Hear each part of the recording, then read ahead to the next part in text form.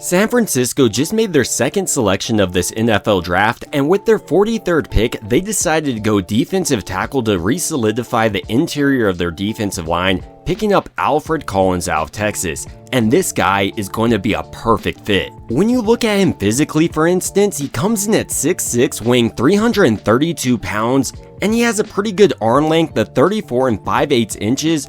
And I don't know how he did this, but he ran his 40-yard dash in 4.95 seconds, which was in the 82th percentile for all defensive linemen in this class. And his weight of 332 pounds in comparison was in the 95th percentile. So in other words, it was almost like Alfred Collins was built in a lab to be a defensive tackle for San Francisco. So in this video, I wanted to dive deeper into the defensive tackle I think can potentially be the best defensive tackle of this entire class in Alfred Collins, and why I think it's an absolute steal. Already, I've mentioned how he has prototypical size and athleticism, but maybe even more impressively is how he was productive over a course of a 5-year college career. As a freshman in 2020, for instance, he played in all 10 games with 1 start, had 22 tackles, 2.5 tackles for loss, 1.5 sacks, an interception, and 3 passes broken up. And as a sophomore in 2021, he continued to refine his craft and played in 12 games with 4 starts, had 25 tackles, 5 tackles for loss,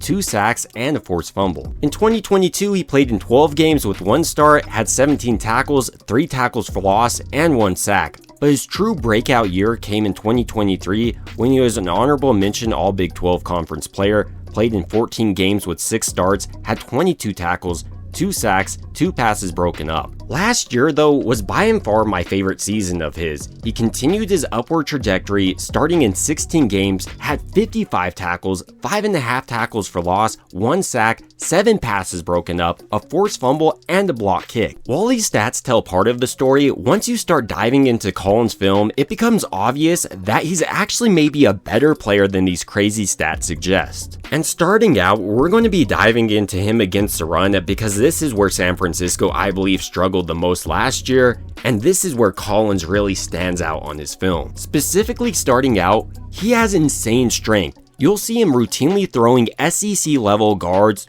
like they're nothing. And these are the players that are going to go ahead and start for many NFL teams. Tied directly to this strength is his ability to maintain his run gap integrity. Because of his sturdy base and the strength he has in his grip, offensive linemen frankly just can't move him most of the times. He also does a fantastic job of shooting out of his stance and with his long arms using his power to disrupt the offensive lineman, reset the line of scrimmage, read where the back is going, and make the tackle for loss, which is backed up by his TFL numbers. His strength also transitions to double teams where he routinely doesn't allow them to drive him back and even does a good job of getting in between them, take them on, and shed their blocks. And even when he's not able to shed the double team, he does a great job of keeping his linebackers clean and allowing them to make a play. That's what I mean by him having a disproportionate impact on the game. While I've mainly touched on how strong he is, maybe equally as impressive is how athletic he is for his size.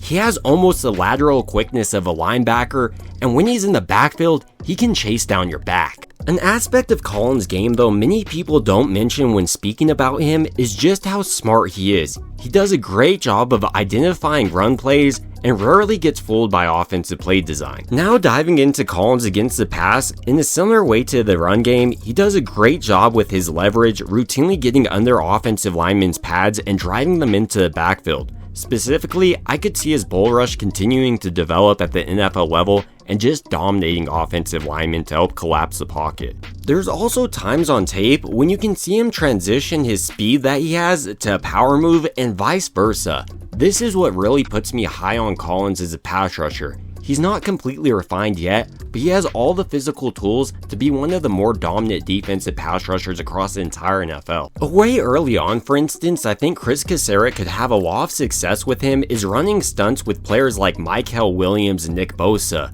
Because of their lateral quickness across the board, it's going to be a nightmare for guards and tackles to deal with. Another thing that's going to make a quarterback's life an absolute nightmare going against Collins is his ability to bat down passes. Across the course of his collegiate career, for instance, he had 12 passes broken up and an interception, What I love about him is when he's not getting to the quarterback, he does a great job of reading the quarterback's eyes and then timing up his hand bat down with the quarterback's throw. Another reason I believe Collins is going to have a lot of success in San Francisco's wide 9 system is because it's going to allow him to use his athleticism he has to his advantage. But maybe my favorite part about him as a player is how much coachability he showed off at Texas, and now entering San Francisco, he still has the ability to continue to develop specifically as a pass rusher.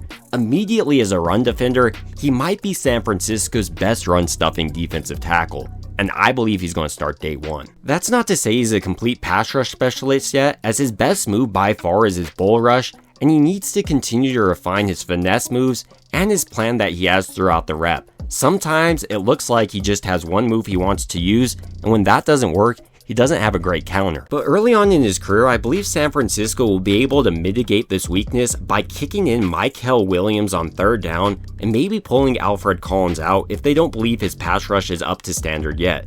But I believe over time, he's going to end up developing into one of the better defensive tackles in this class. But to truly understand the 6'6", 332-pound defensive lineman San Francisco just selected, we need to dive into his career up to this point to really understand what he'll offer San Francisco as a rookie. Initially, we were introduced to Alfred Collins at Cedar Creek High School, where he played both basketball, track and field, and football. And across the course of his high school career, he made 253 tackles, 74 tackles for loss, and 18 sacks. He also had 5 pass breakups and 5 fumble recoveries. This was good enough for him to be invited to the All-American Bowl, and he was ranked as a 5-star recruit according to 24/7 Sports. And according to 24/7 Sports, he had offers from Texas, Baylor, Texas A&M, Alabama, and Oklahoma.